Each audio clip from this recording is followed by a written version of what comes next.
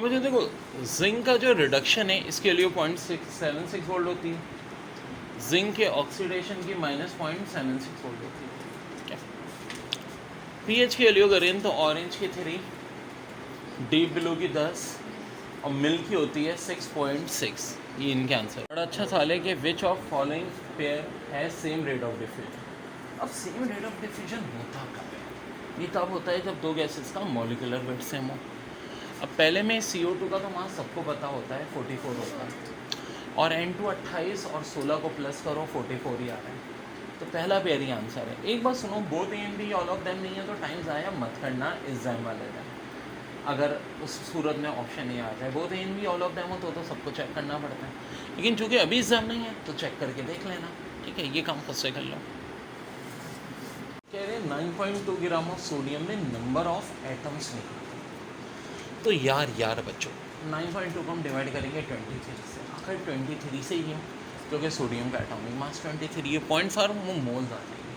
अब एटम चाहिए तो एवोगाड्रो नंबर से मल्टीप्लाई करेंगे। अब बायो वाले ख़ास तौर पे समझो कि भाई हमें कुछ चीज़ें करनी होती है, जैसे कि 4 2 से 8 होता है, 6 4 से 24 होता है। अरे यार डेसिमल है तो पावर 23 से 22 हो जाएगी, लेकिन ये अलहदा बात है कि चूँकि इस डेसिमल को हम यहाँ शिफ्ट करेंगे तो दोबारा पावर 23 हो जाएगी। जो मेथड आसान लगे कैलकुलेशन के हवाले से वो करके देख लेना। प्यारा सवाल है, 3.01 इंटू 10 की पावर 23 मॉलिक्यूल्स हैं और आपको इनका मास चाहिए, तो बच्चों इसको करेंगे कैसे? वेल, एवोगाड्रो नंबर से डिवाइड करते हैं। 10 या 23 तो कटना है। आज केमिस्ट्री के पास पेपर हमने करानी है, ठीक है बच्चों, के यू से रिलेट 0.5 आ गया। अब 0.5 है, ग्लूकोज का मास कितना होता है? 180 होता है, मल्टीप्लाई कर दो 90 ग्राम आंसर। अब बड़ी दिलचस्प NAD में सवाल थोड़ा चेंज करके आया था। इन्होंने दिया था 3.01 इंटू 10 की पावर 20 और ग्लूकोज को इस तरह लिखा था फार्मूला। देखो अब 23 से पावर 20 कितनी कम है? 3, तो 90,000 से डिवाइड हो गए 0.09 ग्राम आता है। अब देखो दोनों बातें हो सकती है। अब NAD के टेस्ट में ऐसा आया था और कराची यूनिवर्सिटी के टेस्ट में भी ये सवाल आया था, लेकिन थोड़ा सा चेंज था। ऑप्शन ए में दिया था 0.09 ग्राम, ऑप्शन बी में दिया था 90 ग्राम। बात एक है, क्योंकि देखो जब पावर 23 होती है तो ग्राम, और पावर 20 है तो वही आंसर मिलीग्राम में भी होता है, और वही बात है मिलीग्राम को 1000 से डिवाइड कर दो तो ग्राम में भी आ जाता है। तो इसका मतलब है ऑप्शन ए और बी दोनों करेक्ट थे यहाँ पे, both A and B answer. देखो मोस्ट रिपीट क्वेश्चन में से Si+4 का साइज दिया था 0.41 angstrom, Al+3.5 angstrom, magnesium +2.65 angstrom, Na+0.95 angstrom, C-4 2.6 angstrom, N-3 1.71 angstrom, O-2 1.4 angstrom और F-1 1.36 एंगस्ट्रॉम।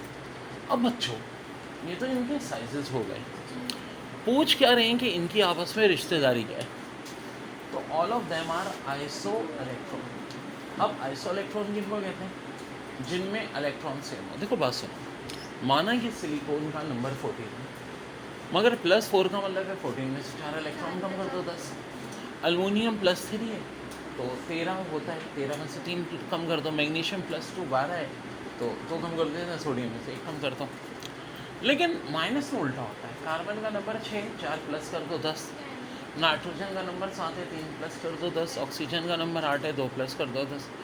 F का नंबर 9 है, 1 प्लस कर दो 10। अब एक और बड़ी हिम्मत, वो हिम्मत क्या है कि सबसे छोटा साइज़ सिलिकॉन का क्यों है और सबसे बड़ा साइज़ कार्बन का क्यों है? देखो एक नज़र देखो तो बहुत फ़र्क है। तो देखो जैसे जैसे एटॉमिक नंबर कम होता जा रहा है साइज़ बढ़ता जा रहा है। सबसे कम नंबर कार्बन का है 6, सबसे ज़्यादा इनमें सिलिकॉन का है 14। उसका रीज़न है, बता चुका हूँ कि एटॉमिक साइज़ इन्वर्सली प्रोपोर्शनल होता है इससे प्रोटॉन से। सिलिकॉन में प्रोटॉन 14 है, साइज़ बहुत छोटा हो गया। कार्बन में सर 6, साइज़ बहुत बड़ा। नाइट्रोजन और ऑक्सीजन के मासेस का रेशियो 28 और 18 है। तो बताओ कंपाउंड का फार्मूला क्या होगा? तो देखो बहुत एक ही हो सकता है।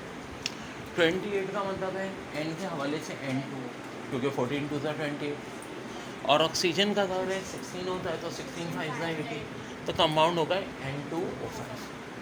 एक और बड़ा अच्छा सवाल दिया है कि एक आयन है M+2 जिसकी इलेक्ट्रॉनिक कॉन्फ़िगरेशन 2 8 14 है और वेट अगर इसका 56 एटॉमिक मास यूनिट है तो नंबर ऑफ न्यूट्रॉन बताओ कितने होंगे। तो देखो 2 8 और 14 का सम है 24 प्लस 2 का मतलब है कि 2 इलेक्ट्रॉन पहले थे जो ये लॉस कर चुके हैं।